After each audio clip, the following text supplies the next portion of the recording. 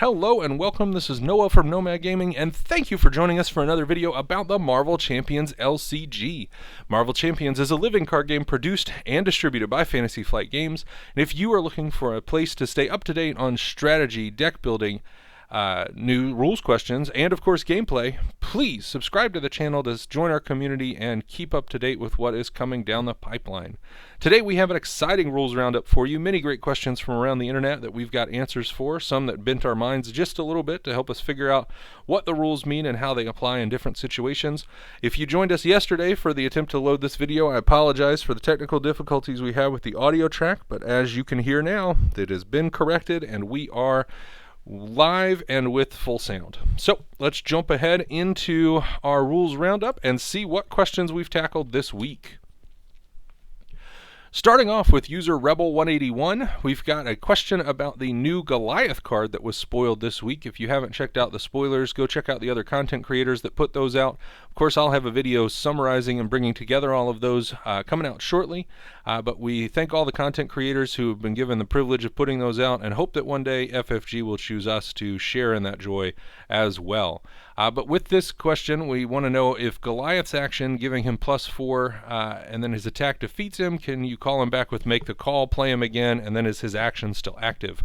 There's also a question as to whether two players playing leadership with Goliath can have one of them activate Goliath, that Goliath dies, then the other plays Goliath, and is the trigger still active and persistent for the new Goliath? So to answer this question, though, we're going to take a look at an analogous question about Vision. This was answered by Caleb Grace, one of the designers of the game, at the Hall of Heroes blog FAQ. Great resource if anybody's looking for some answers to their questions. Check that out for a standing library of questions and answers.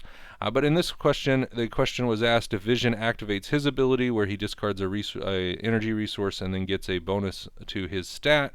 If he dies and then we make the call and we bring him back, does he still have the +2 attack? And Caleb says no.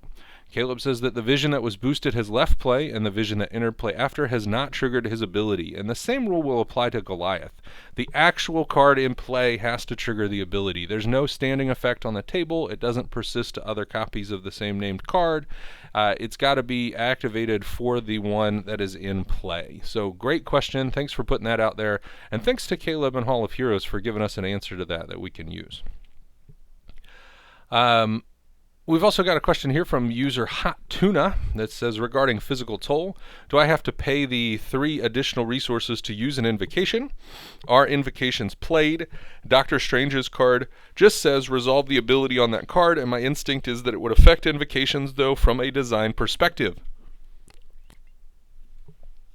Taking a look here at a couple of the cards that are implicated by this question. Physical toll is, of course, Doctor Strange's obligation card. And if you don't exhaust Stephen Strange to remove it from the game, then the next event you play costs 3 additional resources. Discard the obligation before or after you play that event.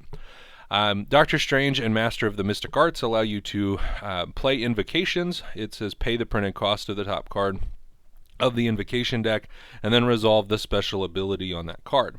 Let's take a look at the invocations, all of which are events, which means that they would be affected by the obligation if they are in fact played. And we learned from the rules reference under play that when you pay a cost for a card and place it into the play area, then it has been played. And that's what you do with an event. You pay its cost, you place it into the play area, you resolve it, and then it goes to the discard pile. So all 5 invocations are events, and yes, you pay the additional cost when you activate Doctor Strange, Master of the Mystic Arts. Concussive Blast, this comes from user Quantum Prime, says when revealed deal 1 damage to each friendly character. Can my hero absorb all the damage just like I could use an ally to absorb the damage from me? Can the ally absorb all damage from all friendly characters? So this is a question about Concussive Blast from the Under Attack modular set, which has a when revealed effect, deal 1 damage to each friendly character. And the question is really, is this direct or indirect damage? The rules reference tells us that if some card abilities may deal indirect damage, and the reason it's in quotes there is because cards that deal indirect damage say they deal indirect damage. And if it does deal indirect damage to a player or a group of players, then it must be split among all characters that the specified player or players control. So In this case, though, that is direct damage. It's got a fixed amount, and it tells you what the targets are, so each character is going to take 1 direct damage. It is not indirect, and you cannot group it all onto a single character to try to save the day. Also with indirect damage, you cannot indirect damage a character beyond their health pool, so if you have more indirect damage to assign than what a character can absorb in their health pool, you have to continue assigning that damage until all the indirect damage has been assigned. Just an aside. Great question though, thanks for asking that. And let's jump over to user OG Speed Racer, who wants to know if during the villain phase, are players able to activate any of their actions on cards already in play? I know you can't play cards from hand unless the card specifies, and I know there are some upgrades and support that allow you to do something in the villain phase in specific response to a game event. My initial base assumption is no, but I wasn't sure. So, actually, the sentence before that, you've answered partially the question there. There are some upgrades and support that allow you to do something in response to a villain event or a villain action, and those are responsibilities, and that's what you can activate, as well as resource abilities, which are trying to pay for something that has an interrupt or a response that can be triggered. So an action is a type of triggered ability. Players are permitted to trigger actions during their turn or on the request of others during the other players' turns. Then you can also trigger abilities that have an interrupt or responsibility. If it's a forced interrupt or forced responsibility, it's mandatory unless there's a may in the text, so you have to do it. If it doesn't have the forced keyword on it, then an interrupt or response may be triggered when the event that would trigger it happens. And then, of course, resource abilities are those that are triggered to pay the cost of an event or other thing that or another action that you're doing in the game. So all of those things can be done when triggered appropriately on the villain phase. It's just you have to be careful and make sure that when the condition happens that you play that card, and then each player gets the opportunity to do that until everybody's passed, and then it'll move on. We'll talk about the consecutive passing, I think, with another answer in today's rules roundup, though. So great question. Hopefully that makes sense to everybody. This idea of forced or mandatory abilities and optional abilities is an important one to understand as well, because it has to do with what you can and can't skip when you're being affected by the game. So jumping over here, we're given a chance here for user Reister1998 to get a little brag on, but this is a good thing for us to think about as well. He says that he pulled both triple resources from the Hulk Smash and both Hulk Smashes on the same turn. As far as he understood it, Kitty play both Hulk Smashes for a +20 attack on his next hit. So Hulk Smash is a 3-cost event, and if you pay for it only with physical resources, it gains overkill. Hulk's 3 resource cards only produce physical resources, so if you have 2 of these and 2 of the 3 resource cards, then absolutely yes, you can pay for both of them and a response to a trigger, because in interrupt and the rules reference it tells us that multiple interrupts may be triggered by the same triggering condition.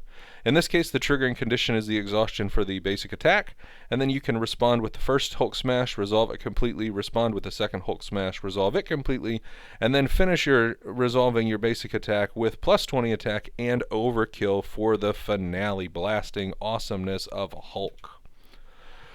All right, jumping over here to Ironclad Monster with a couple of questions. First question here is, in a game with limitless mulligans, how opposed would you be to choosing cards for your starting hand? Does this give heroes too big advantage? And would this reduce an alter ego's starting hand ability too much? And is the reshuffling and drawing meant to be a crucial part of the starting game? So, I think there's a little misunderstanding about how mulligans work here. Let's take a look at step 13 from Appendix 2 of the setup. Resolve mulligans. Each player may discard any number of cards from their hand and then draw up to their starting hand size. This is a one-off. You get to do this once. You discard from your starting hand and then you draw back up to your starting hand size. You do not reshuffle those cards into the deck. They are in your discard pile until you finish drawing through your whole deck. I think that kind of answers the whole question. We don't do unlimited mulligans. But addressing the question of whether we should be allowed to choose our starting hands, I think that the idea of a card-based game is that shuffling is the component of randomization that helps keep the game fresh and allows for the replayability. So I don't really want to draw a fixed number of cards in my starting hand. I do like the setup abilities from some of the characters that let you get a key card into your hand, but a key 6 or 7 cards I think is just a little bit too powerful. Looking at another question from Ironclad Monster, similar vein, should Captain America's shield start as part of Steve Rogers' starting 6 cards or in addition to the starting 6? So take a look at Steve Rogers. He's got a setup ability that says search your deck and discard pile for Captain America's shield upgrade, add it to your hand, and shuffle your deck. So we start with a hand size of 6. In step 12 of the setup, we would draw up to 6. In step 13, we would mulligan by discarding cards and redrawing up to 6. And then if we do not have the shield in our hand at that point, we would resolve our setup ability as step 14, the final step of setup, and we would get the shield from our deck or our discard pile, bringing our total hand size up to 7. Hopefully that helps understand how that interaction works. It's one of the more powerful ones in the game, allowing you to start with that extra card and to have something powerful like the shield ready to go. Checking out user Zomgor here, we've got another question about the interaction between a signature card and the villain. Can a villain who's been webbed up be stunned? This would effectively take them out for 3 turns. Do stars count as boost icons? So quick answer to the stars and boost icons. Stars are not boost icons. They do trigger boost effects. Boost icons are those little 3-prong things, and so when you can cancel boost icons, you get to get rid of those, not the stars. But let's look at this question about webbed up, because this was a really interesting one for me to try to answer. We have webbed up here, which says that when an attached enemy would attack, discard webbed up instead, and then stun that enemy. So this implicates a couple of things in terms of statuses and stunned. When a character cannot have more than 1 status card of each type at any time, the rules reference for status cards clarifies that. And then this is a forced interrupt, so this has to happen off of webbed up. So when an attached enemy would attack, this is going to trigger. So if 2 or more effects with the same timing trigger would resolve simultaneously, the first player determines the order in which the effects resolve. That's going to be a simultaneous resolution issue. So if you have this and a stunned and they're simultaneously resolving, the first player would be able to choose which one resolves, but the forced interrupt has to resolve. So this is going to resolve before your stunned resolves, and it would leave the stunned on, and because you cannot have 2 stuns, you don't get the second stun from webbed up. I believe that is the answer. Hopefully that makes sense. Leave a comment down below if it didn't make sense or if you disagree. But that's what I think it is. I think webbed up has to resolve, and so you won't get the second stun from the webbed up if it's already stunned, because you can't have 2 stunned status cards. Looking at a user DeathGara4 here, are you able to defeat a minion, use Chase Them Down, and respond with Miss Marvel to pick it up, and then play the same Chase Them Down a second time on the same activation? Or does the game not see the second Chase Them Down's timing as triggered? Do I need to defeat a second minion to return Chase Them Down? So in response, you see that you can have multiple responses triggered on the same condition. A response opportunity occurs immediately after a triggering condition has been resolved. Opportunities to respond occur in player order until all players have passed consecutively. And then once the opportunity to respond to a triggering condition has been passed by all players, further responses to that trigger cannot be used. So the way that this layers out in the game is you have the trigger for defeating your minion. It starts a window where you can respond. Your first response is your Chase Them Down. Once that is resolved, you have the chance to respond again to the same defeated, well, you get a chance to respond to the Chase Them Down trigger, which is now layered behind the defeated enemy trigger. You respond with morphogenetics to get the card back into your hand. Once that's cleared, the resolution of your first Chase Them Down and its response clears from the table. It leaves you with an opportunity still to respond from the defeated minion. You respond again to the defeated minion trigger with the second Chase Them Down, fully resolve that, and then once you've got the opportunity again to respond to the same defeated minion, if you have nothing to do, you will pass, and that will close that response window. Hopefully that makes sense, but the answer is yes, you can do this, and yes, it is fun to do this with as many different cards as possible by using morphogenetics to trigger the same event twice. Very good stuff. Wiggle Room comes to mind. I think that question's been answered before. There it is, actually, right there. Can you play 2 instances of Wiggle Room with Miss Marvel's ability? This is Caleb Grace saying yes, absolutely you can. So confirming the timing that we've just talked about. And again, this answer came from the Hall of Heroes FAQ. Thank you to them for keeping that site up and sharing this information with us. All right, jumping into user Pirate Keg here, we've got a couple of questions. In a two-person game, can we both have Nick Fury ally out at the same time? The answer to that is no. Players as a group are permitted to only have one copy of each unique card by title in play. So, no, you can't have two Nick Furies on the table, but because he goes away at the end of the turn, you might have your buddy keep it in his hand, and you probably should all have him in your deck anyway so that you can layer him and get all the advantages that he has for the table as one of the best cards in the game. All right, jumping over to a couple of questions from Mr. Bassman. These were submitted, I believe, as a response to last week's Rules Roundup. We appreciate you sharing those questions with us, and if anybody else has questions that they come to their mind from this or any future things, please feel free to share them in the comment section of this video, or you'll get my Reddit handle later in the game, or in the video here, and you could use that as well to post those or send those to me. But let's see what this question is here. What are the limits of helping a teammate when playing? I understand that it's fairly relaxed, but to what extent? For example, if I'm playing with friends, is resource feeding allowed?